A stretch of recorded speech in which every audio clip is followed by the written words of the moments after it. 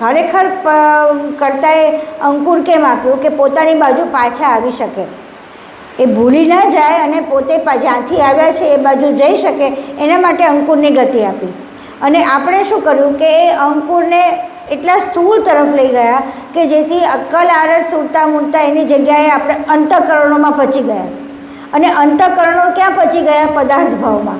અને એ પદાર્થ ભાવ મેળવવા પાછળ જ આપણે એટલા લાગી પડ્યા કે આપણે આપણા અંકુરની ગતિ જ ભૂલી ગયા. તો આ કેવી રીતે આ સમજીએ આપણે કે સ્ત્રી સંગ કરવાથી કેમ આટલું બધું ખર્ચાઈ જાય છે. હવે સ્ત્રી સંગ એટલે શું, પહેલાં એ સમજીએ કે સ્ત્રી પુરુષના અન્યોન્ય જે વ્યવહાર છે, સંભોગના સંબંધો છે, એને સ્ત્રી સંગ અહીંયા કહી રહ્યા છે. હવે આ સંબંધો દ્વારા આપણે પરમગુરુએ જ બનાવેલું છે, કરાયેલું કરતાએ જ કરેલી આ રીત છે કે જેમાંથી સંતાન ઉત્પત્તિ થાય છે. અને એ કયા રૂપે છે? ઓજ રૂપે છે. આ સમજો બધા બરાબર. આ ઓજ રૂપે અહીંયા છે. અને ઓજ અહીંયા એ કોણ બનાવે છે? તો કે અહીંયા અંશની જે જાણ છે એ અહીંયા ઓજની સાથે રહીને એને પૂર્ણ, કારણ કે અહીંયા ઓજમાં જ પૂર્ણ જાણ છે. સોહમ પદ પણ અહીંયા છે, અંશ પણ અહીંયા છે, બંને અહીંયા મળીને અહીંયા જાણ આખી વ્યાપક છે રહેલી, અને એ ઓજમાં સમાહિત છે. સમજો. હવે આ ઓજ જ્યારે નીચે આવવાની ગતિમાં આવે એટલે એમાં આવરણો વધતા જાય.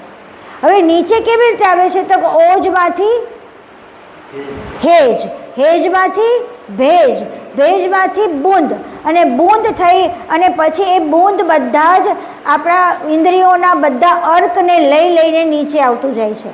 અને એ નીચે આવીને વીર્ય રૂપે સ્ત્રીના ગર્ભમાં જાય છે. આ આખી પ્રક્રિયા છે. હવે જો સ્ત્રી સંગ કરવામાં આવે તો આ ઓજમાં પૂર્ણ વિત્ત કોનું ભરેલું છે? અંશનું વિત્ત ભરેલું છે. હવે આને તમે વારંવાર એનો ઉપયોગ કર્યા કરો.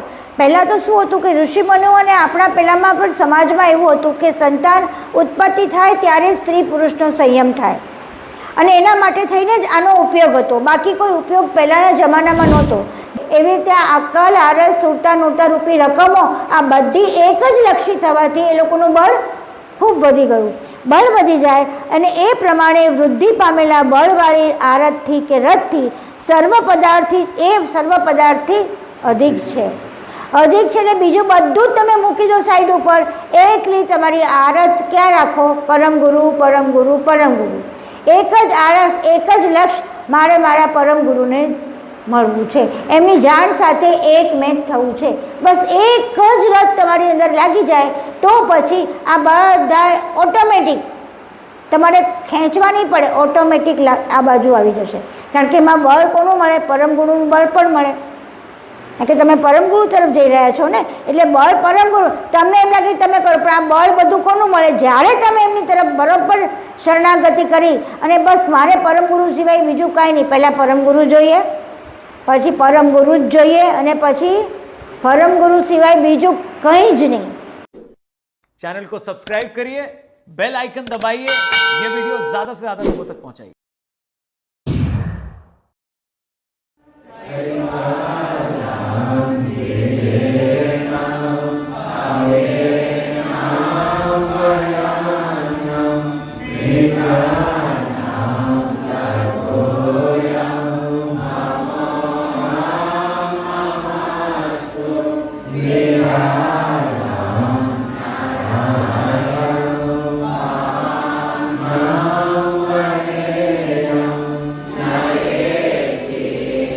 Amen.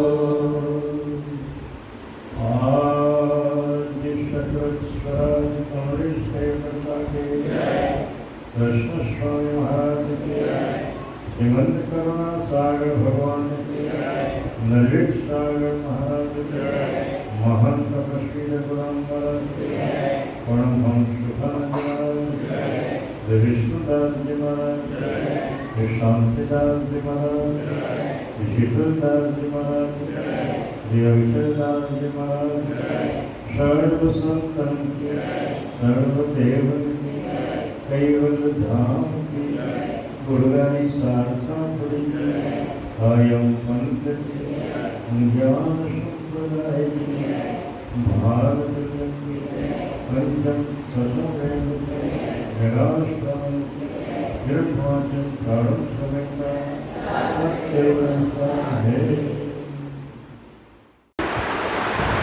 પરમ કૃપાળુ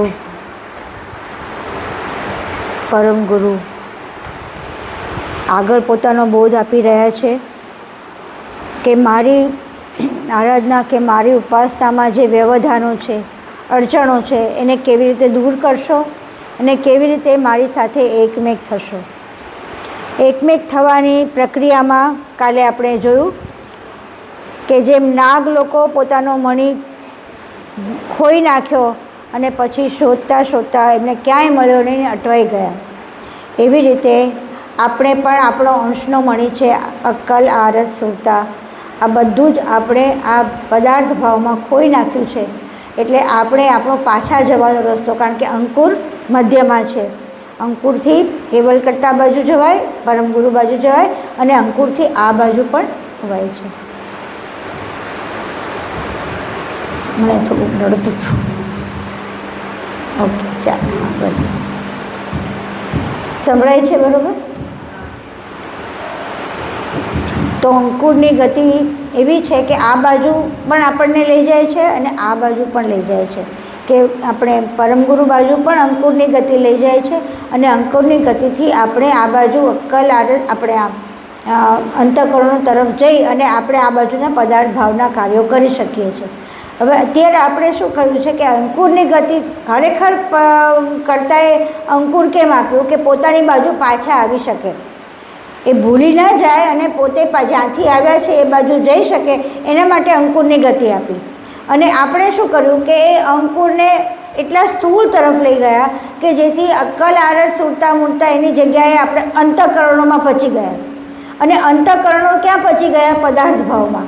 અને એ પદાર્થ ભાવ મેળવવા પાછળ જ આપણે એટલા લાગી પડ્યા કે આપણે આપણા અંકુરની ગતિ જ ભૂલી ગયા.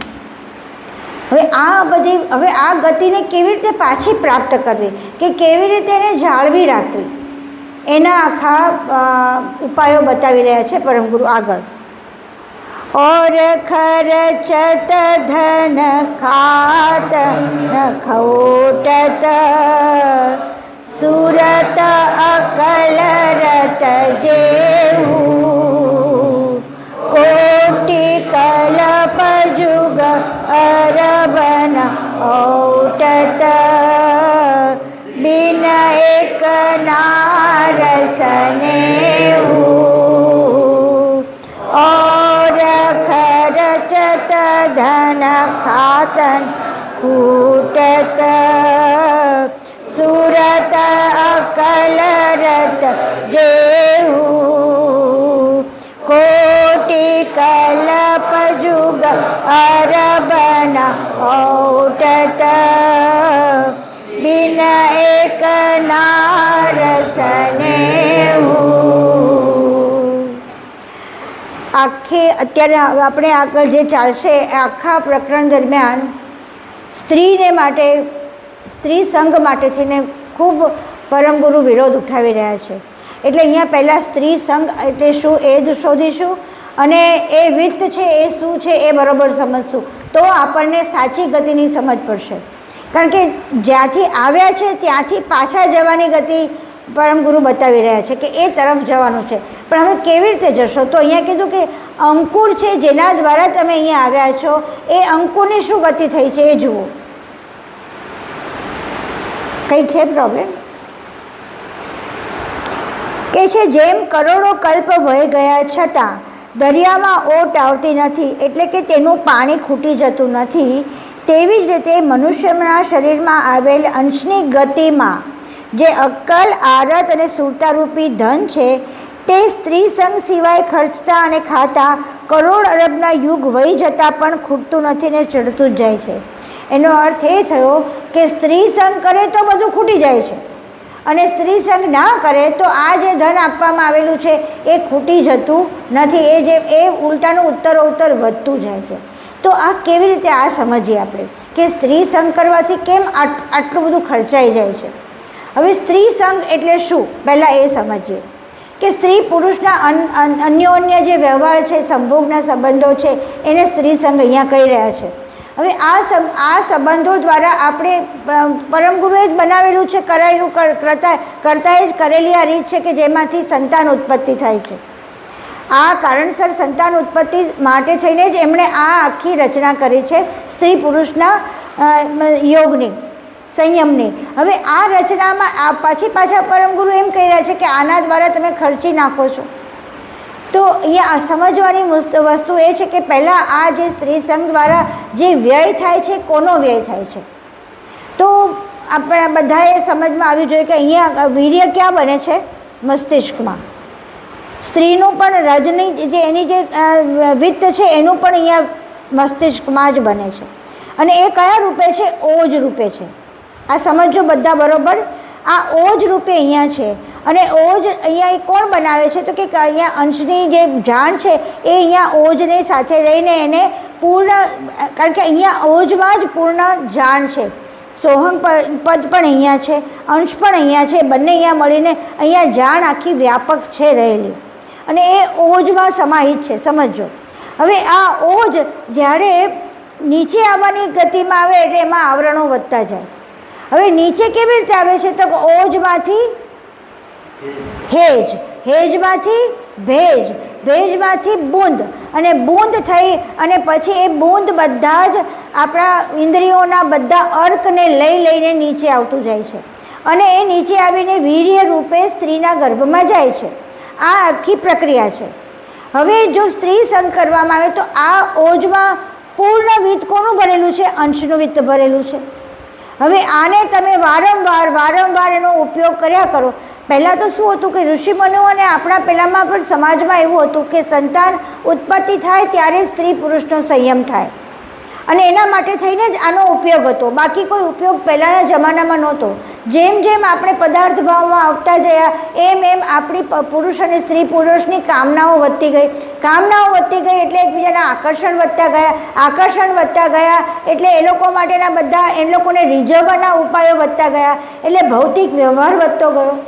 ભૌતિક વસ્તુમાં ચીજ વસ્તુમાં જ કહીને આ આપવું તો એને ખુશ થશે, આ આપે એટલે એકબીજાને ખુશ કરવામાં બધી જ તમારી જે હતી ને વિત્ત બધું અહીંયા વપરાઈ જવા માંડ્યું.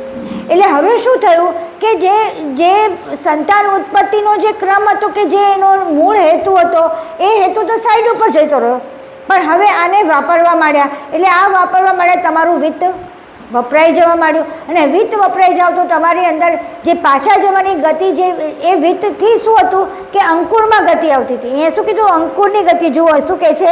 તેનું પાણી ખૂટતું નથી તેવી રીતે મનુષ્યના શરીરમાં આવેલ અંશની ગતિમાં જે અક્કલ આરત અને સુરતારૂપી ધન છે, આ અક્કલ આરત અને સુરતારૂપી ધન છે, આ અક્કલ ક્યાં વાપરી? સ્ત્રીને કેમ રીઝવવી? એની પાસે કેવી રીતે જવું? એની બાજુ એને આરત ક્યાં વાપરી કે કેવી રીતે એની જોડે મેળાપ કરવો? જુઓ, તમે વિચાર કરો, આપણા બધાના જીવનમાંથી આ પસાર થઈ ગયેલા છો. જ્યારે સગાઈ કરવામાં આવે કે પેલું એકબીજાના આકર્ષણમાં જાય ત્યારે તમે એમના સિવાય કંઈ બીજું દેખાતું નથી. બધા જીવનમાં જોજો અને આ ક્રિયા સિવાય કંઈ દેખાતું નથી. એટલા બધા એમાં પચી જવાય છે કે તમે આ જ્યાંથી આવ્યા છો આ અક્કલ આરત અને સુરતા આ બધી અહીંયા વપરાઈ જાય છે. એટલા માટે પરમગુરુને આ ચીમકી આપવી પડી કે ભાઈ આવું કરશો તો તમને પાછા જવાનો માર્ગ નહીં મળે. તો હવે ઓજ, હેજ અને ભેજ આટલે સુધી તમે જાઓ તો બરાબર, પણ જેવું બુંદમાં પરિણમે એટલે આ બધા અર્ક એમાં આવી જાય નીચે. એટલે તમારું બધું વિત્ત આખે તમારું જોશ એ બધું એમાં જતું રહે. અને જે લોકોનું વિત્ત વારંવાર થતું તો એ લોકોના જીવન નિસ્તેજ બની જાય. એટલે એ લોકોના જીવનમાં બીજી કોઈ પેલી રહેતી નથી. એ લોકોનું પછી મન આ બાજુ જ ગોળ ફર્યા કરે. અક્કલ આરત સુરતા બધી ક્યાં ફરે? આ ભૌતિક ભોગમાં જ. એટલે આ ભોગમાંથી અટકાવવા માટે પરમગુરુ આટલી બહુ સખત રીતે વાત કરી રહ્યા છે. એટલે બરાબર સમજો કે આ આપણા માટે પણ છે, પણ આપણે ગૃહસ્થાશ્રમમાં છીએ એટલે અમુક વસ્તુથી બરાબર છે, પણ પછી એનો જો દુર્વ્યય કરવામાં આવે તો આપણી અંદરનું વિત પણ કેવું થઈ જાય, ખાલી થઈ જાય, આપણી પાસે પણ જવાની આપણને ગતિ મળે નહીં.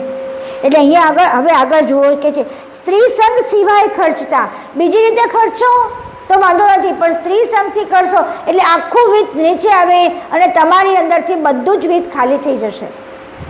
જેવી રીતે આપણે એટલે પછી આપણે ખબર છે વિટામિન ને બધું કેમ ખાલી થઈ જાય, વિટામિન B12, D3 બધું ખાલી કેમ થઈ જાય, આ બધું વપરાઈ જાય છે. સપ્ત ધાતુ આમાં છે, એ સપ્ત ધાતુનો આખો અર્ક આ વિત્તમાં છે. એટલે સ્થૂળ સૂક્ષ્મ કારણ મહાકારણ પરમ કારણ આ બધાના જે તત્વો છે ને એ આખા તત્વ આ વિત્તમાં છે. હવે આપણે નીચે આવીને બધામાં આવરણ નાખી દઈએ આ બધાના ભોગનું, તો પછી આપણું કયું શરીર સ્વચ્છ કે શુદ્ધ રહેશે.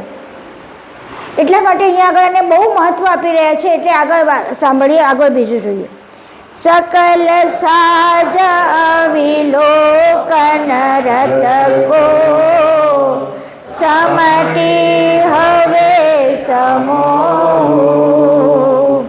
तेहि सबन से अधिक ने हरत सुनियो संत अमोह सकल साज अविलोकन रत को समटी हवे समोह तेहि सबन से अधिक ने हरत सुनियो संत समोह.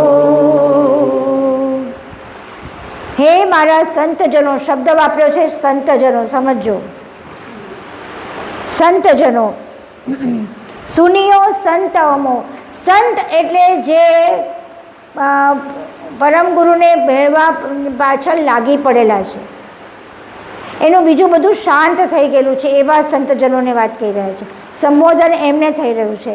એટલે જે ખરેખર પરમ ગુરુની સાથે એકમેક થવાના આરે આવેલા છે, એ લોકોને આ બધું સમજાવી રહ્યા છે કે તમે આ તરફ જશો તો તમને શું થશે ને, તમે આ તરફ નહીં જાઓ અને આ આખી અક્કલ અરસ સુરતાની ના જે શું કહેવાય વિત્ત છે, એ વિત્તને તમે વધારે એકઠું કરશો તો શું થશે. જુઓ, હે મારા સંતજનો, સર્વસાજરૂપ પ્રકોમોનું અવલોકન કરનાર એવી જે રત એટલે આ રત, સર્વસાજરૂપ અવલોકન કરનાર. સાજરૂપ કયા છે? આપણી અંદર બધા શરીરો સાજરૂપ છે. આપણું અસ્તિત્વ 5 શરીરોનું બનેલું છે, એ આપણા સાજ છે. એની અંદર રહેલા બધા તત્વો એના સાજ છે. એનું અવલોકન કરનાર એટલે તમે એટલા તો છૂટા થઈ ગયા છો કે તમે અવલોકન કરી શકો છો કે આ મારું સ્થૂળ શરીર છે, આ મારું સૂક્ષ્મ શરીર છે, આ મારું અંતઃકરણ છે, આ મારી અવસ્થા છે. આવા બધા તત્વોના સાજને તમે અવલોકન કરી શકો છો.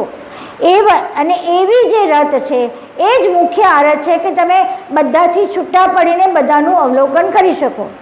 સર્વ પદાર્થ હવે તમને ખબર પડી કે તમે કઈ બાજુ વધારે ઢળો છો, કયા પદાર્થ કઈ રકમ પર તમારું વધારે ઢળાણ છે, કઈ રકમ તમને વધારે ખેંચી જાય છે, કઈ રકમમાં તમારું જીવ વધારે ભરાય છે. અહીંયા સ્ત્રી એટલે એક તો સ્ત્રીનું સંયોગ તો સંભોગ તો વસ્તુ જુદી છે, સમૂહ વસ્તુ જુદી છે, પણ અહીંયા તો સ્ત્રીરૂપ બધા પદાર્થ ભાવ છે એ પણ. એટલે જે પણ બાજુ તમે ખેંચાઈ જાઓ છો ત્યાંથી બધું સમેટો, પાછું સમેટીને વૃત્તિ કઈ બાજુ લાવો? તમારા લક્ષ્ય ઉપર. એટલે જુઓ, આપણે એક જ વસ્તુ છે કે આપણે એક કામનો કોઈ પ્રોજેક્ટ લીધો હોય ને તો એ કામ પૂરું કરવા માટે જેટલા પરિબળો જોઈતા એ બધાને કેન્દ્રિત કરવા પડે. આજે ધ્વજવંદન કરવાનું હતું તો બધાએ ભેગા થવું પડ્યું, બધાના વસ્ત્રો માટેનું કરવું પડે, ફૂલો ભેગા કરવા, આનું કરવું, આ બધાનું ટાર્ગેટ બની ગયું કોણ? ધ્વજવંદન. તો તમારું એક ધ્યેય બની ગયું તો તમારી બધી પ્રવૃત્તિ ક્યાં બાજુ ગઈ? ધ્વજવંદન બાજુ. એવી રીતે હવે તમારે લક્ષ્ય કયો છે કે પરમ ગુરુ સાથે એકમેક થવું ને મારા સ્વ સ્વરૂપને જાણવું. તો આ લક્ષ્ય માટેથી ને મારી બધી વૃત્તિઓને એક કરી કેવી અર્જુનની આંખ જેવી બનાવવાની છે. એટલે મારી આરત, અક્કલ, સુરતા આજુબાજુ બધે ભટકતી છે. અને અંશની સુરતા કેવી છે? એની સુરતા તો એક જ છે, મારા પરમ ગુરુ. અને આપણી સુરતા બધી પદાર્થ ભાવમાં જતી રહી છે, તેમાંથી સમેટો. નૂરતા કે જે અંદરથી મને ખેંચી રહ્યું છે, જે ચિત્તનો ભાવ મને અંદરથી ખેંચી રહ્યો છે, જે ચિત્તમાં ચેતન દ્રષ્ટિ આવવાની છે, એ દ્રષ્ટિમાં મને જે અવરોધ નાખી રહ્યું છે, જે તત્વો મારી અંદર મને ખેંચાણ કરીને લઈ ગયા છે, બધાને સમેટો. એ સમેટી લઈ એકઠી કરવામાં આવે તો તેમાં ઘણું જ બળ વધી જાય. વિચાર કરો, એકલી એક આરત મૂકો અને સુરતા નૂરતા રહી જાય તો બી બળ ઓછું થઈ જશે. બધું એક. એટલે તમે સ્કૂલમાં આ લોકોને લેસન આવતું હોય કે એકલો એક માણસ કોઈ જોડે લડતો હોય અને ચાર પાંચ જણા ભેગા થઈને લડે તો કેટલું બળ વધે. તો એનામાં દાખલો આપે કે એક લાકડીની સામે કેટલી લાકડી હોય તો ફટાક તૂટી જાય, અને સાથે 10 લાકડી ભેગડી બાંધો તો એ 10 લાકડી તૂટે નહીં. કેમ? એનો સાથો સમૂહથી એનું બળ વધી ગયું. એવી રીતે આ અક્કલ, આરસ, સુરતા, નૂરતા રૂપી રકમો આ બધી એક જ લક્ષી થવાથી એ લોકોનું બળ ખૂબ વધી ગયું. બળ વધી જાય અને એ પ્રમાણે વૃદ્ધિ પામેલા બળવાળી આરતથી કે રથથી સર્વ પદાર્થથી અધિક છે. એટલે બીજું બધું જ તમે મૂકી દો સાઈડ ઉપર. એકલી તમારી આરત ક્યાં રાખો? પરમ ગુરુ. એક જ આરસ, એક જ લક્ષ્ય, મારા પરમ ગુરુને મળવું છે, એમની જાણ સાથે એકમેક થવું છે. બસ એક જ રથ તમારી અંદર લાગી જાય તો પછી આ બધા ઓટોમેટિક તમારે ખેંચવા નહીં પડે, ઓટોમેટિક આ બાજુ આવી જશે. કારણ કે એમાં બળ કોનું મળે? પરમ ગુરુનું બળ પણ મળે. કે તમે પરમ ગુરુ તરફ જઈ રહ્યા છો ને, એટલે બળ પરમ ગુરુ. તમને એમ લાગે તમે કરો, પણ આ બળ બધું કોનું મળે? જ્યારે તમે એમની તરફ બરોબર શરણાગતિ કરી અને બસ મારે પરમ ગુરુ સિવાય બીજું કાંઈ નહીં, પહેલાં પરમ ગુરુ જોઈએ, પછી પરમ ગુરુ જ જોઈએ, અને પછી પરમ ગુરુ સિવાય બીજું કંઈ જ નહીં. આ જ્યારે આવી જાય ત્યારે આ રથ સૌથી વધારે અધિક છે. હવે એના સંબંધમાં નીચેનો ખુલાસો, તો કે હવે આ બળ કેવી રીતે વધારવું એનો ખુલાસો કરી રહ્યા છે. કોટી અનંત વસ્ત લોકિત નર બાંધરા સતગુરુ મિલે તો લહી પરમ પદ जिनसे नहीं अटकाई कोटि अनंत वस्त अविलोकित नर बांध रहाई सतगुरु मिले तो लहई परम पद जिनसे नहीं अटकाई. અહીંયા નર પુરુષાર્થ શબ્દ વપરાયો છે. એ નારી પુરુષાર્થ પણ કરી લેવાનો, કારણ કે બધા જ પરમ ગુરુ જનાર બધા જ જનો છે, એ નર કે નારી હોય, બધાને પરમ ગુરુને એકમેક થવાનો પૂરો અધિકાર છે. એટલે અહીંયા એના માટે નર પુરુષાર્થ એકલો શબ્દ નથી, નારી પુરુષાર્થ પણ અહીંયા છે. નારી અહીંયા શું કીધું? મનુષ્ય નર પુરુષાર્થથી બંધ રહ્યો હોય, એટલે જેણે સંપૂર્ણ બ્રહ્મચર્યનું પાલન કર્યું હોય, જેના વિત્તનું સ્ખલન થયું ના હોય, જેનું વિત્ત ઉત્તર વધતું ગયું હોય, એ આવા નાના ભાવોમાં, નાના કામમાં, નાની વૃત્તિઓમાં, એમાં અને સ્ત્રીઓમાં પોતાનું વીર્યને સ્ખલિત થવા દેતો ના હોય. આપણું એકલું વીર્ય સ્ખલિત થવું, એકલું એ બૂંદમાં નહીં, તમે જે તે પિક્ચરો જુઓ, આ જુઓ, તે જુઓ, એવા પેલા શું કહેવાય કે એવા સ્થળે જાઓ, એવા માહોલમાં જાઓ, અને એમાં પણ તમારું વિત્ત કે ચિત્ત જવા દો તો પણ વિત્ત ઓટોમેટિક અંદર સ્ખલિત થાય. એ ફિઝિકલી ના થાય તો પણ તમારું મન સ્ખલિત થઈ જાય, અને મન સ્ખલિત થાય એટલે બધું જ સ્ખલિત થાય. એટલે એવી કોઈ વૃત્તિમાં ના જવું કે જે મારા ચિત્તને મારા લક્ષ્યથી સ્ખલિત કરે. એટલે ત્યાં બ્રહ્મચર્ય શબ્દ એ છે કે વીર્યને એકલું સ્ખલિત કરવું નહીં, આપણે સ્ખલિત થવું નહીં, પણ આપણા ચિત્તને પણ આપણા લક્ષ્યથી સ્ખલિત કરવું, આપણા ચિત્તને પણ બીજી બાજુ લક્ષ્યમાં લઈ જવું. આ લઈ આવું પછી કરીશ, આ લઈ આવું પછી લક્ષ્ય ધ્યાન કરીશ, એવું નહીં. આ કરી લઉં પછી વાંચીશ, આ કરું પછી કરીશ, એવું નહીં. સતત તમારી ચિત્તની વૃત્તિ કર્તાના કૃતમાં એમાં કઈ ટેકનિક વાપરેલી છે એની જાણમાં લાગેલી હોવી જોઈએ. અઘરી વસ્તુ છે, હું ના નથી પાડતી, પણ એ અશક્ય નથી. અને જેને આ ચિત્ત લાગી જાય અને પછી જેમાં કે છે સદગુરુ મળે. સદગુરુ એટલે શું કરે? સદગુરુ શું કરે ખબર છે? આને ટકાવી રાખવા માટે એને ટકોર કર્યા કરે. પેલી માખી હોય ને, એક કીડો હોય, તમને કોઈને ખ્યાલ હોય તો, એ કીડાને સતત માખી માર કરે.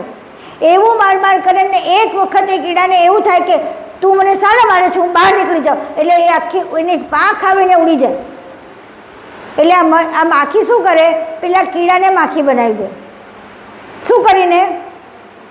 ટક ટક ટક ટક ટકોર કરીને એને. એટલે એવી રીતે સદગુરુ જ્યારે મળે ને ત્યારે આખો વખત ટકોર કરે. આમાં જો તું સ્ખલિત થાય છે, અહીંયા તું ચલિત થાય છે, આમ નહીં કરવાનું, આમ નહીં. અને એ સદગુરુને કેવું બનેલું હોય છે? શરણે ગયેલું હોય છે. એનું બધું કયું માનતા હોય છે? એ ત્યાં સદગુરુને વ્યક્તિરૂપ નથી માનતા હોતા. ત્યાં સદગુરુની પરમગુરુની જાણ જ એ સદગુરુ દ્વારા કહેવામાં આવી રહી છે એવું માનીને એકે એક એનું પાલન કરે છે. ત્યારે એની આ જે કયું કીધું ને, આ બ્રહ્મચારિત્વ બરોબર એનું જળવાઈ રહે છે. અને આ જળવાઈ રહે એટલે એનો લક્ષ્ય બિલકુલ સ્ખલિત થતો નથી. એટલે પરમપદ જાણવામાં એને કોઈ પ્રકારે કોઈ અટકાવી શકતું નથી. એટલે ગુરુનો સતત સહકાર, ગુરુની સતત સલાહ, ગુરુની શિખામણ અને ગુરુનો પાછો સ્નેહ અને ગુરુનો પોતાનો ફોર્સ, એનો આંતરિક ફોર્સ પણ હોય છે, એની ઉર્જાનો ફોર્સ પણ હોય. આ બધી જ વસ્તુ તમને તમારા લક્ષ્યથી ચલિત કરતાં અટકાવી દે. આપણે થોડાક બી આમ થઈએ ને તો તરત જ કે ભાઈ આ જો તું અહીંથી ચલિત થાય છે, આમાંથી આ દૂર નહીં જવાનું, જાગૃત થાવ.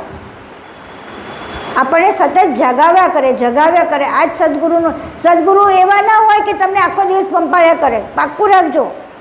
જો કોઈ પણ સદગુરુ કર્યા હોય ને, પેલું કર્યું હોય ને, તો એવું નહીં રાખવાનું કે ગુરુ બસ મારી સામે સારી રીતે જ રહે.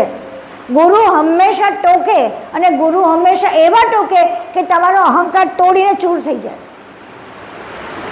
જેથી તમે ત્યાં રોજ નહીં, ત્યાં એવી ગુરુની શરણાગતિ આવે ત્યારે અહીંયા કીધું કોઈ પણ પ્રકારે એને કોઈ અટકાવી શકતું નથી.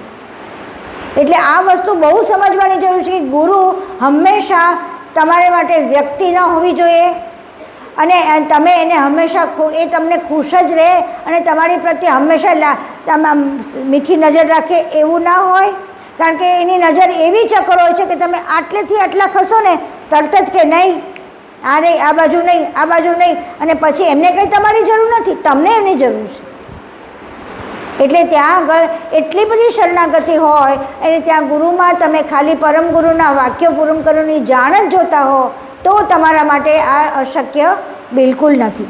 આગળ એહી સબ અખિલ પદારથ કિયત રત નિરબંધ જનાઈ પણ જે નાર કોચિત બજર લેપ વતતાઈ એહી સબ કિયત રત નિરબંધ જનાઈ પણ જેને નાર નર કે ચિત બજર લેપ જેનું ચિત્ત વજ્રલેપની જેમ નારીમાં ચોંટી ગયું છે. એટલું બધું એ સ્ત્રીના એટલે એવો એક કામી પુરુષ બની ગયો છે કે એને સ્ત્રી સિવાય કશું દેખાતું નથી. આવી સ્થિતિમાં એનું બ્રહ્મચર્ય ક્યાંથી જળવાય? એટલે અહીંયા વાત કરી રહી છે. એટલે પહેલાં એને કે તમારે એક બાજુ લસવું છે ને લોટ ફાંકવો છે, શક્ય નથી. કેમ? તો કે અખિલ બ્રહ્માંડના પદાર્થોને જાણવાની ગતિ જે આરતથી પ્રાપ્ત થાય તે બ્રહ્મચર્યના સંપૂર્ણ રક્ષણવાળો મનુષ્ય જ જાણી શકે છે. કેમ? કારણ કે આ જે વિત્ત બને છે એ વિત્તમાં સંપૂર્ણ જાણ છે. એ સંપૂર્ણ જાણ જ્યારે તમારા ચિત્તમાં આવી જાય, અત્યારે ચિત્ત ક્યાં લાગેલું છે?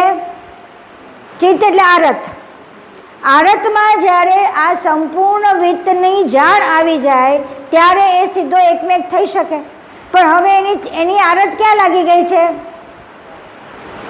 સ્ત્રીમાં લાગી ગઈ છે. એને સ્ત્રી એટલે કોણ? માયા.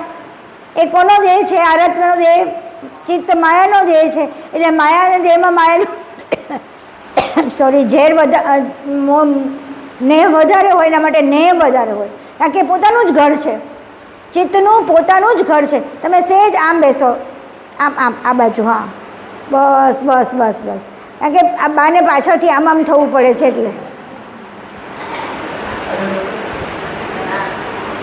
એટલે આ પદાર્થને જાણવાની જો ગતિ પ્રાપ્ત, કે બધી જ જાણ ઉપર જ પડી છે. દરેક પદાર્થની જાણ કોનામાં છે? પરમ ગુરુએ આપેલી છે. અને એ જાણ બધી જગ્યા પડેલી છે. હવે એ જાણ જેવી નીચે નીચે આવતી જાય એટલે બધી જાણ કેવી થતી જાય? ઓછી થતી જાય. કારણ કે એનામાં પાવર ઓછો થતો જાય.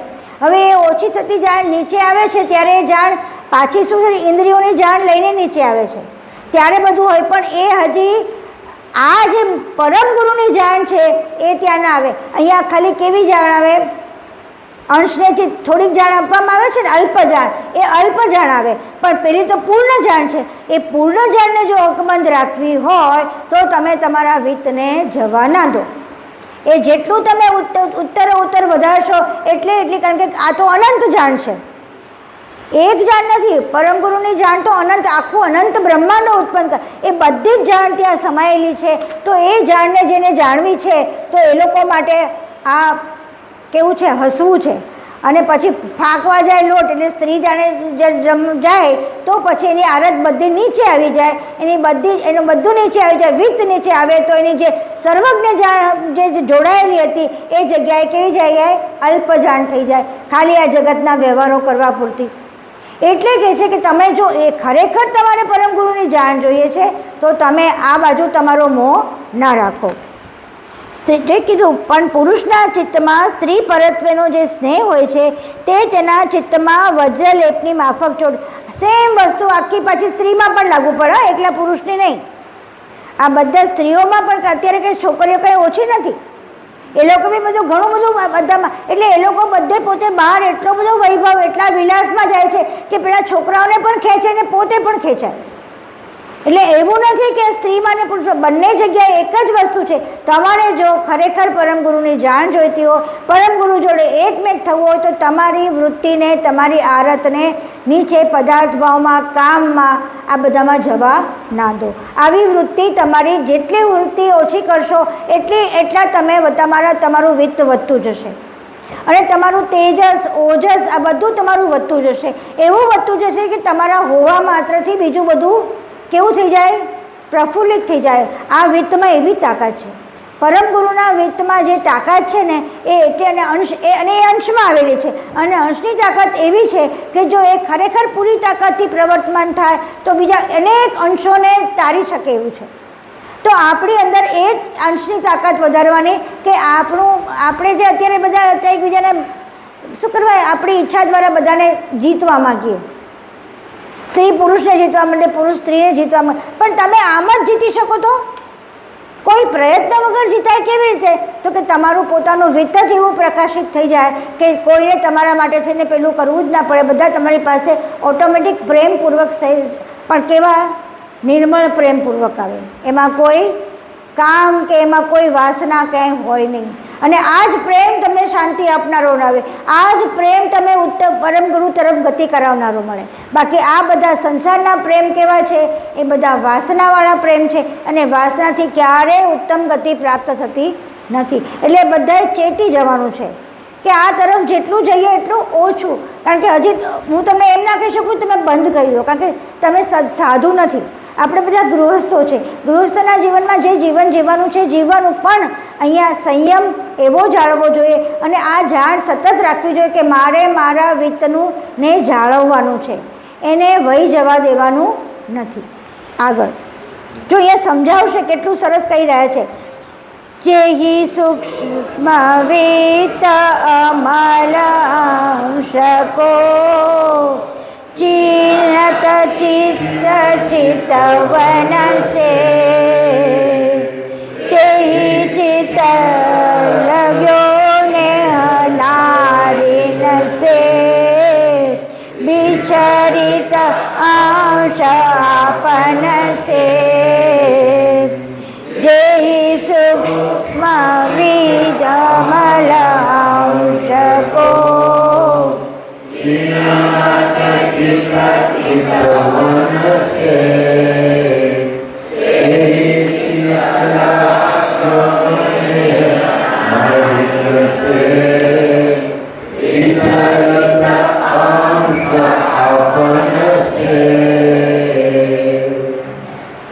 હવે જુઓ, જે આ શરીરમાં આવેલું સૂક્ષ્મ વિત્ત, અહીંયા કીધું સૂક્ષ્મ વિત્ત.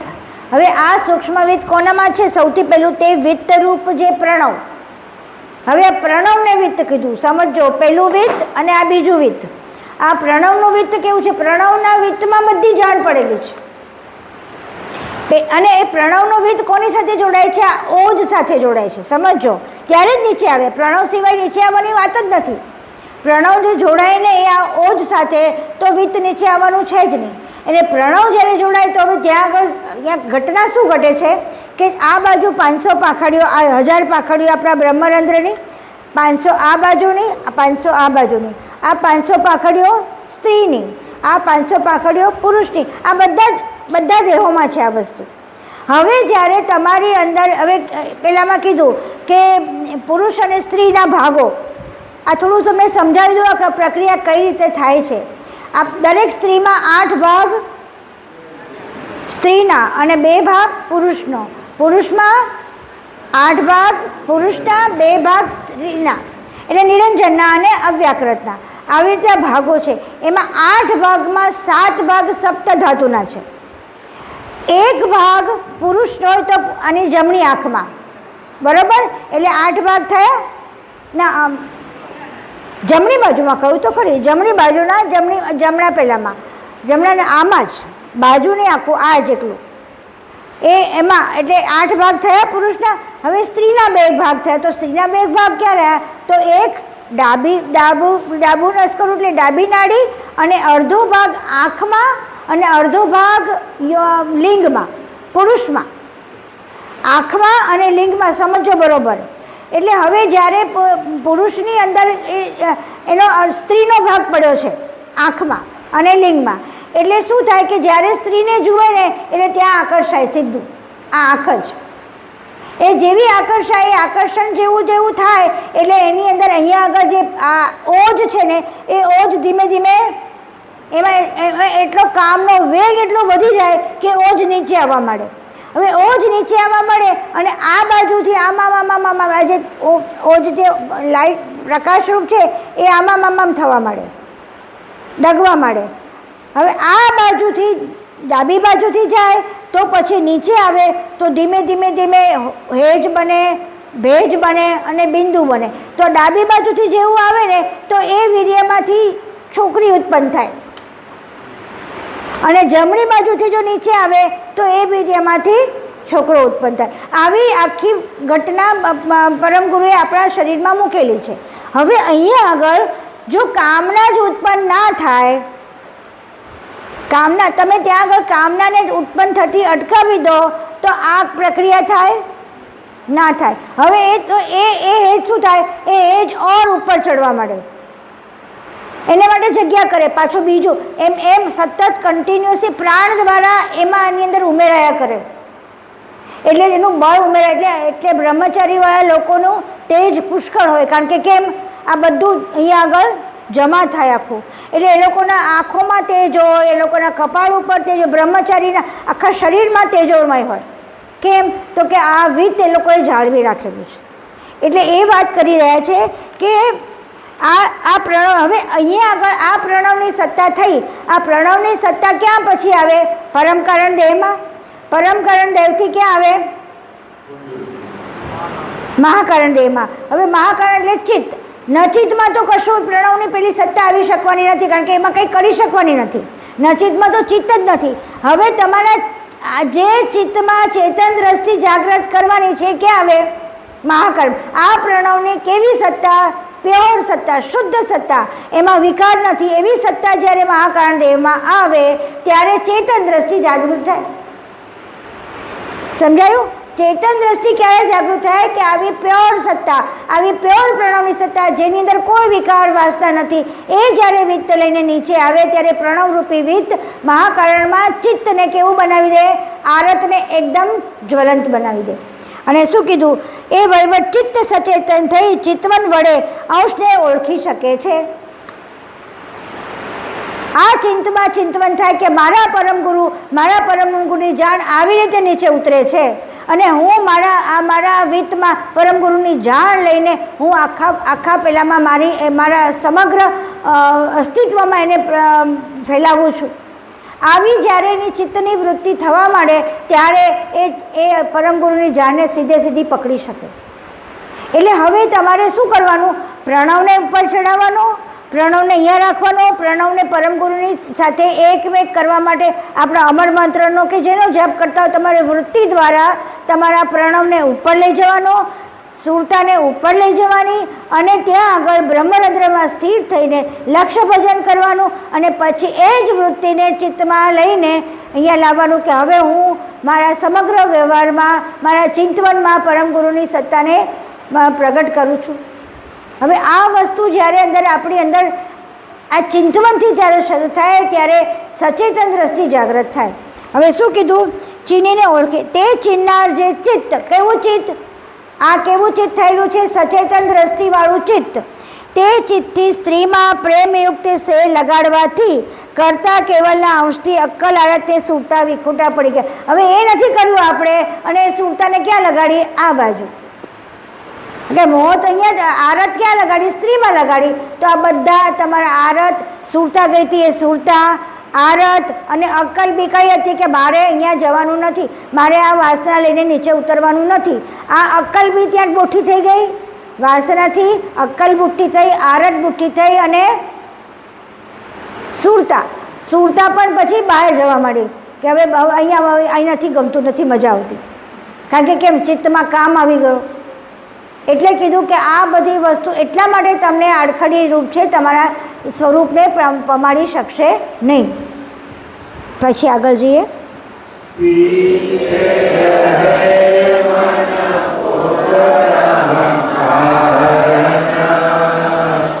ધાડ પદાર્થ ઘટકે સો સૂક્ષ્મ અવિલોક શકે ક્યો છપિત બોધ છે વટકે પીછે રહે મન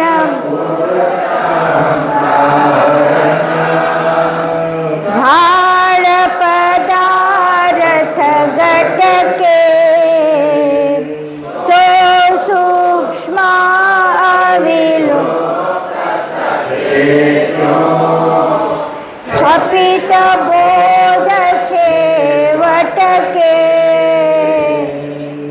હવે આપણે જોયું કે ચિત્ત છે એ મન, બુદ્ધિ અને અહંકાર એ બધાનું મૂળ કોણ છે? ચિત્તમાં. હવે ચિત્ત જો આ ના કરી શકે, ચિત્તમાં જ વિકાર બેસી ગયો તો મન, બુદ્ધિ, અહંકાર તો શું કરવાના? એ તો સૂક્ષ્મ અવલોકન કરી શકવાના જ નથી. તો હવે અંશને પહોંચવાની કોઈ બીજી યુક્તિ રહી જ નથી.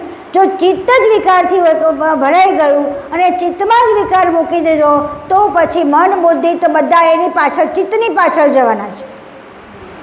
એટલે હવે એ કારણે છેવટના ગુપ્ત રહેલા સૂક્ષ્મ બોધનું અવલોકન કે છેવટનો સૂક્ષ્મ બોધ કયો છે કે હું કેવલ કર્તા સાથે એકમેક છું અને ત્યાં આગળ તમે આ જ અંચિત્ત છે એ સૂક્ષ્મ ચિત્તવન દ્વારા પોતાના સ્વ સ્વરૂપને સ્થૂળતા અને વૃત્તિ દ્વારા લઈ જશે. હવે એ સ્થૂળતાને વૃત્તિ લઈ જવા માટે આ સૂક્ષ્મ અવલોકન કરવાનું છે અને એટલા માટે એટલી સ્થિરતા જરૂર છે કે કોઈ પણ વિકાર આટલો હલવો પણ ના જોઈએ. એટલે ત્યાં આગળ સ્ત્રી પુરુષના બધા ભેદ જતા રહે છે. પેલી કેવી દોરો સોયમાં પરોવા જેવી સ્થિતિ છે અહીંયા આગળ. એટલું સૂક્ષ્મ થવાનું છે. એવું અવલોકન હવે આ મન બુદ્ધિ ચિત્ત તો ક્યાંથી કરી શકે? મન બુદ્ધિને અહંકાર તો કરી જ શકે નહીં, કારણ કે ચિત્ત એનું જે મૂળ છે એ જ વિકારી બની ગયું છે. એટલે એ તો થઈ શકે નહીં, કારણ કે બાકી રહેલા મન બુદ્ધિ ને અહંકાર તે મોટા મોટા પદાર્થોનો જ ગાંઠ ઘડે. આ તો સૂક્ષ્મ કેટલું સોયના નાકામાંથી ઘૂસવાનું છે ને વીજળીના ચમકારે મોતીડા પરોવાના છે. તો પછી ક્યાંથી આ પહોંચે? હવે આપણે આટલી સૂક્ષ્મ કેવલ કર્તાની જાણને મેળવવા માટે થઈને શ્રવણ કરી રહ્યા છીએ અને આપણે આવા જળ પદાર્થોમાં ભાગોમાં ભાગી જઈએ તો આમાંથી કશું પામી શકીએ આપણે? એટલે એટલા સૂક્ષ્મ થવાનું છે કે આ સૂક્ષ્મ કર્તાની સૂક્ષ્મ બુદ્ધિને આપણે એની સજાથી થઈ શકીએ. અત્યારે આપણી બુદ્ધિ કેવી થઈ ગઈ છે? જડ બુઠ્ઠી બુદ્ધિ થઈ ગઈ છે. આ પદાર્થોના ભાવ પાછળ પદાર્થોમાં લાગીને આવા કપડાં, આવા દાગીના, આવું ફરવાનું, આવું પિક્ચર જોવાનું, આવું આ કરવાનું, આપણે આખા આમાં જ પરોવાઈ ગયા છે. જોજો બધા પોતાના અંતરમાં માપજો, પછી કહેજો કે આ શું કરીએ છીએ આપણે. ધંધા પાણીમાં પણ આ રીતે પૈસા કમાવા, આ રીતે પૈસા કમાવા, નુસ્ખા, ખોટા નુસ્ખા, સારા ખોટા, ગમે તેવું કરીને, કોઈને છેતરીને, કોઈને પેલું કરીને આવી રીતે પૈસા કમાવા, તો એ પણ તમારી બુદ્ધિ કેવી થઈ ગઈ છે? જડ બુદ્ધિ થઈ ગઈ છે. આવી બુઠ્ઠી બુદ્ધિમાં તો આ સૂક્ષ્મ અવલોકન ક્યાંથી થવાનું છે? એટલે આ બધી બુઠ્ઠી બુદ્ધિને સાઈડ પર મૂકો, બધી વાસનાઓને છૂટી મૂકો, પછી તમારું આ વિત્તને જાળવવાની પ્રયત્ન કરો. પહેલાં તો આ તો જાળવો. પેલું આ સ્થૂળમાં જ તો આપણે હજી આપણી વાસનાઓ છોડતા નથી, તો આ મૂળ વાસના તો ક્યાંથી છોડી શકવાના? એટલે ક્યાંથી શરૂઆત કરવાની છે? જુઓ કે ક્યાંથી શરૂઆત કર. એકલું નામ સ્મરણ, ધ્યાન, ભજન, કીર્તન કે પૂજા કરવાથી આ મળવાનું નથી. આના માટે આવો પુરુષાર્થ જરૂરી છે. કટિબદ્ધ થઈ જાઓ, તૈયાર થઈ જાઓ આ પરમ ગુરુની આ જાણને મેળવવા માટે. આમાં કોઈ રોકી શકે એમ નથી. તમે ધારશો ને તોય પરમ ગુરુ રોકાવાના નથી હવે, કારણ કે તમે આ અહીંયા ઉમરામાં બેઠા છો. ઉમરો એટલે શું? ઉમરો આપણે ખબર છે ને, ઉમરાથી બહાર બી જવાય ને ઉમરાથી અંદર બી જવાય. એટલે અંકુર છે, અંકુરથી અંદર બી જવાય અને બહાર બી જવાય. તમારે ક્યાં જવું નક્કી કરો? બહાર જવું છે કે અંદર જવું છે? ઉમરાથી ઘરમાં આવવું છે કે ઘરની બહાર જવું છે? એ નક્કી કરી લો. અને ઉમરામાં બેઠા છો તો અંકુર ગતિ કરુણ ગુરુએ આપેલી છે તમને, અને એ અંકુર ગતિમાં સજગતા પણ આપેલી છે. તો અત્યારે બેઠા છો એટલે 10 વાગે, તો એને પુરુષાર્થથી થોડો વધારે પુરુષાર્થ કરો, થોડું વધારે ચરિતાર્થ કરો અને થોડું વધારે પ્રયત્ન કરો તો ચોક્કસ પહોંચાશે. એટલે હું નિરાશ કરવા નથી માગતી. હું આપણા બધાને એ પ્રોત્સાહન આપું છું કે આપણે આટલું સાંભળી શકીએ છીએ. આવું કોઈ સાંભળવા માટે તત્પર નથી. કથાઓ સાંભળવા બધા તૈયાર છે. કાલે અત્યારે પેલી છે ને જન્માષ્ટમી, તો કૃષ્ણની લીલાઓ સાંભળવા બધા જ તૈયાર થઈ જશે અને એના બધા શણગારોને એ બધા સજવા માટે બધા તૈયાર હશે. અને આપણે અહીંયા આ સાંભળવા બેઠા છીએ. તો એટલી તો આપણે પેલી છે કે નહીં, કે એટલી સૂક્ષ્મતા તો છે. એટલે એવા જડ નથી આપણે. તો આપણે પણ આપણા માટે આ પૂરી શક્યતાઓ છે કે આપણે આ પરમ ગુરુની જાણને મેળવી શકીએ. હા, આગળ. તબ તે આપન કો મુખ ચિત્ત દર્પણ દર્શાઈ સો ચિત્ત લગ્યો નેહ નારીન કે इत किन से सुख पाई तब ते आपन को मुख चित परपन दर्शाई सो चित लग्यो नेह नारिन के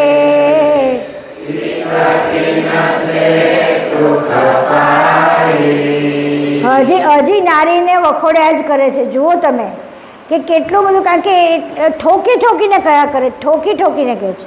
આ ક્યારથી ચાલુ થયું છે? 35માંથી નહીં, 33મીથી ચોપાઈથી શરૂ થયું છે.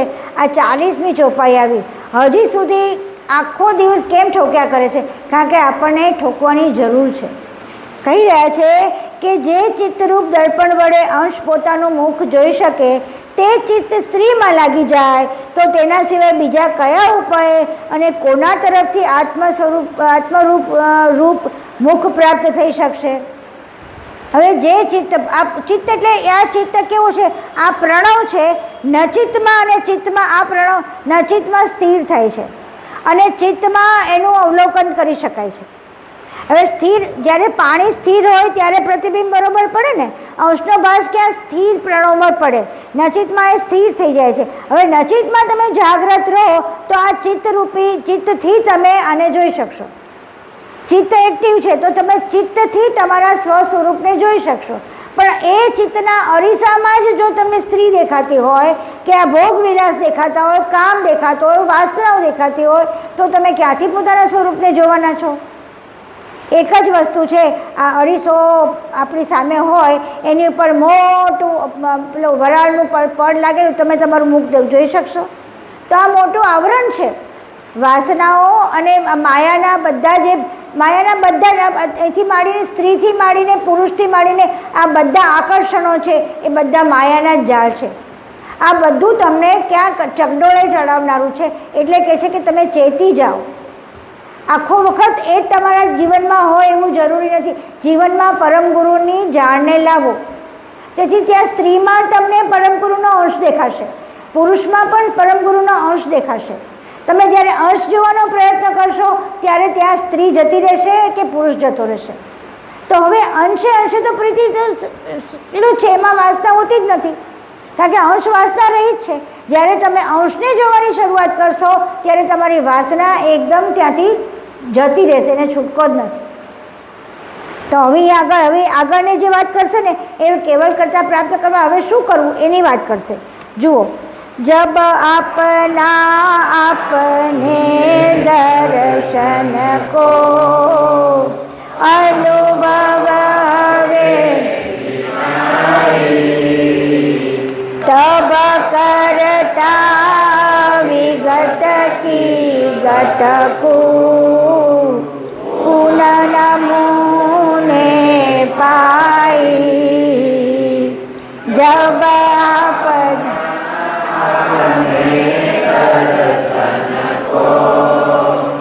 અનુભવ હવે વિનાઈ તબ કરતા વિગત કી ગત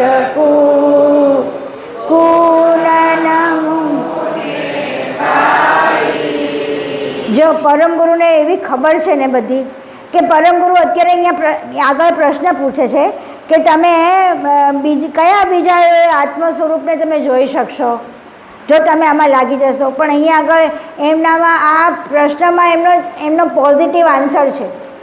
કેમ? કારણ કે બીજું પગથિયું બતાવી દીધું.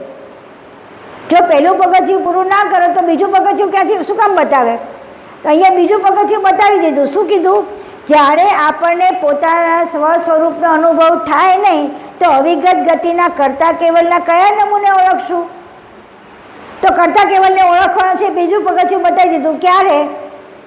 પહેલું એટલે પહેલાંમાં તમે નેગેટિવમાં પોઝિટિવ વસ્તુ લેવાની છે.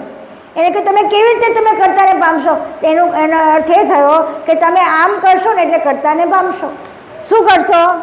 તમારા ચિત્તરૂપી દર્પણમાં તમારા અંશના સ્વરૂપને જોશો. જો તમે સ્ત્રીના કોઈ પહેલાંના આવરણને લાવવા દેશો નહીં તો તમે સ્ત્રીના આવરણને લાવશો જ નહીં તો તમારા સ્વ સ્વરૂપનું દર્શન થશે અને તમારા સ્વ સ્વરૂપનું દર્શન થશે તો તમને પરમગુરુના તમે કેવલ કર્તાના દર્શન પરમગુરુ ચોક્કસ કરાવશે. આવું પોઝિટિવલી પરમગુરુ કહી રહ્યા છે. પણ કેવી રીતે? આવો પ્રશ્નાર્થ મૂકીને. કારણ કે પ્રશ્નાર્થ એટલા માટે મૂક્યો છે કે તમારે આ કરવાનું છે. આ કર્યા સિવાય પ્રાપ્ત નહીં થાય, કરશો તો પ્રાપ્ત થશે. એટલે બે બાજુ, એક બોધ પણ આપે છે અને એક નિર્દેશન પણ આપે છે. પરમગુરુ બહુ નાની નાની વસ્તુમાં તમે જુઓ કેવી રીતે કામ કરી રહ્યા છે આપણી જોડે. આ માણસોની વૃત્તિને બધાની ખબર છે કે તમે પહેલાં કહે કે તમને એક વસ્તુ એમ કે કોઈ બાળકને બોલાવવું હોય ને પાસે તો અહીંયા બોલાવે, પછી એને આપણે ચોકલેટ આપીએ, એટલે ચોકલેટ માટે દોડતું આવે ને પછી એના મોઢા પર કંઈ લાગેલું હોય એને લૂછી નાખીએ, એને લૂછવા માટે બોલાવતા હોઈએ આપણે અને એને આપીએ બતાવીએ શું ચોકલેટ. એ રીતે પરમગુરુ આવી રીતે ચોકલેટ કહેવાય. પરમગુરુના તમે તમારા સ્વસ્વરૂપના દર્શન કરશો તો કેવલ કર્તાના દર્શન મળશે જ. પણ હવે એને પેલા મોઢું લૂછવું છે ને એટલે પછી કહે છે કે તમે આ માયાના સ્વરૂપથી દૂર રહો. તમે પાછો હજી પણ એ જ આવે છે, જબ કરતા નિજ પરમ પુરુષ કો પાવન ચો જો સંતુ તો તજહો નિજ નેહ નારકો ધરી તત ત્યાગ અનંત તંતુ.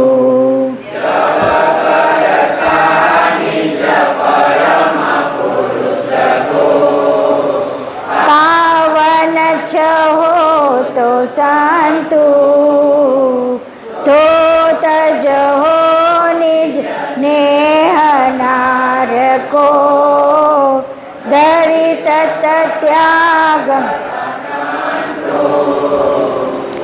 હે સંતજનો, પાછા સંતજનોનો જ ઉદ્દેશન છે. હા, બધું આ કોઈ સંસારીને નથી કરતા, સંતજનોને જ કહે છે. એટલે એની કેપેસિટીની ખબર છે એટલા માટે આ કહી રહ્યા છે. નિજ પરમ પુરુષ કેવલ કર્તાને પ્રાપ્ત કરવા હોય તો સ્ત્રી સંગનો અતિશય ત્યાગ કરીને, શરીર પરત્વની ઈચ્છાનો ત્યાગ કરીને મહાન વૈરાગ્ય ધારણ કરો. અહીંયા બીજું ઉમેરી દીધું, શરીર પરત્વની ઈચ્છા, શરીરની બધી ઈચ્છાઓ અને સ્ત્રીની ઈચ્છાઓ. સ્ત્રી બીજું છે અને શરીર તમારું છે. એટલે તમે તમારા શરીરનો પણ ત્યાગ કરો, તમારા શરીરનો ત્યાગ કરો તો ઈચ્છાઓ કોને રહેશે? ઈચ્છાઓ શરીરને જ હોય. જો ઈચ્છા જ ના હોય, તમારા શરીરની ઈચ્છા તમે ના હોય તો પેલી ઈચ્છા તો સ્ત્રીની ઈચ્છા તો રહેવાની જ નથી, ઓટોમેટિક ત્યાંથી દૂર થઈ જવાની છે.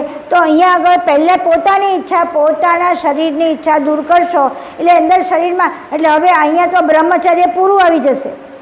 5 ઇન્દ્રિયોનું બ્રહ્મચર્ય આવશે. પેલું એક જ ઇન્દ્રિયનું હતું, હવે 5 ઇન્દ્રિય. શરીરની ઈચ્છા એટલે ખાવાની, પીવાની, જેટલા બધા ભોગ કરવાની, બધી 5 ઇન્દ્રિયો દ્વારા જે ભોગ કરવા છે એ બધાની ઈચ્છાનો ત્યાગ કરવાનો છે. હવે તમે કાલ તો ઊભા જ થઈ જશો કહો કે અમારે કાલ ક્લાસ નથી ભરવું, કે આ બધું કાંઈ આપણાથી થાય નહીં. થાય ને આવું? ના, એવું નથી. પરમગુરુ બધી જગ્યાએ રસ્તા આપે છે, બધું જ કરે છે. એ ઉલટ ક્રિયામાં એવી સરસ ઉલટ ક્રિયાઓ કરાવે કે તમે મહેશભાઈના પેલી જે બીજી છે ને એમાં સાંભળજો, નિરંજનની અવ્યાકૃતની ઉલટ ક્રિયાના ક્લાસ. એ બધામાં એ કેટલી સરસ જુદી જુદી ટેકનિક દ્વારા નિરંજનની ઉલટને અવ્યાકૃત, અત્યારે અવ્યાકૃતનું ચાલી રહ્યું છે, એની ઉલટ ક્રિયા તમે એટલી સરસ રીતે કરે કે તમારી અંદરથી પેલું ક્યારે જતું રહે એ જ ખબર ના પડે. પરમગુરુ કરુણા સાગર છે. એટલે તમે એમાં ગભરાવાનું નહીં કે આટલું બધું કહી જાય છે. આ સંતોને કહી રહ્યા છે, આપણે ગૃહસ્થ છે. આપણી અંદરનો સંત છે ને એ કેવો છે? એ વૃત્તિ દ્વારા ઉપર જાય છે. આપણા અંદરના સંતે વૃત્તિ દ્વારા ઉપર, એને શરીરની કોઈ એકમાં કર્તાની ઈચ્છા અને કર્તાની વૃત્તિ જોવાની છે, નહીં કે આ બધા કાર્યો. એટલે પરમગુરુ આ જ્યારે, એટલે આની સાથે જ્યારે હંમેશા આ છે ને, આ પુસ્તક છે આ નરવેદ ચિંતામણી, એટલે નરવેદ વૈરાગ્ય એટલે સદગુરુ દ્વારા પ્રાપ્ત થતી આ શિખામણો છે. અને સદગુરુ હંમેશા શરૂઆતના બધા અંતઃકરણોને સાફ કરવાનું કામ કરે અને પરમગુરુ અંતઃકરણોથી પાર લઈ જવાનું કામ કરે. જો આ બહુ મોટી વસ્તુ કહું છું, પરમગુરુનું જ્ઞાનમાં પાર જવાનું છે અને આમાં અંતઃકરણની શુદ્ધિ કરવાની છે. એટલે નર્વેદમાં આખે એક બધા તમે જોજો, બધામાં શુદ્ધિનો વાત આવશે. એટલે અહીંયા આગળ પહેલાં સદગુરુ પાસે પાકા થઈને આવો, પછી પરમગુરુ પાસે જાઓ ભાઈ. કારણ કે સદગુરુ શું કરે? બ્રહ્મ સુધીનું બધું પાકું કરી દે તમારું. અને પછી તમને પાકા કરીને કે હવે તમે નથી, કારણ કે તમે છોડી જ ના શકો. શરીરનો ભાવ, દેહનો અધ્યાસ ક્યારે છૂટે? દેહનો અસ્મિ ક્યારે છૂટે? અસ્મિ પહેલાં છે એ ખબર પડે ને, બાકી તો આપણે અસ્મિ રૂપ જ છીએ આખા. હું આ શરીર છું, હું આ શરીર છું, શરીર છું, આખો દિવસ શરીર સાથે જ રમવાણ છે. એનાથી દૂર કરવા માટે પરમગુરુ આ બધું કહી રહ્યા, સદગુરુ કહી રહ્યા છે. અને સદગુરુ પછી પરમગુરુ આવીને કહે કે આ પરમગુરુ કહે, આ પરમગુરુ અત્યારે સદગુરુના રૂપમાં પરમગુરુ કહી રહ્યા છે. પછી પરમગુરુ કહેશે કે હવે તું તારી વૃત્તિથી ઉપર જા, આગળ આવશે બધું જ. અત્યારે આ તમારી તૈયારી રૂપે છે. એટલે તૈયારીમાં આપણે આટલું નથી કરવાનું, આટલું તો કરી શકીએ. એટલે ઊભા નહીં થઈ જવાનું, બંધ નહીં કરી દેવાનું કે અમારથી થાય એવું નથી. એવું બધાથી બધું શક્ય છે, ખાલી આપણો સંયમ વર્તવાની જરૂર છે. જે આપણે બહુ ભોગમાં જતા રહ્યા છે એમાંથી સંયમ કરીને આપણે અંદર આપણી વૃત્તિને થોડી એક લક્ષી બનાવવાની જરૂર છે. સત્ય સાગર ભગવાન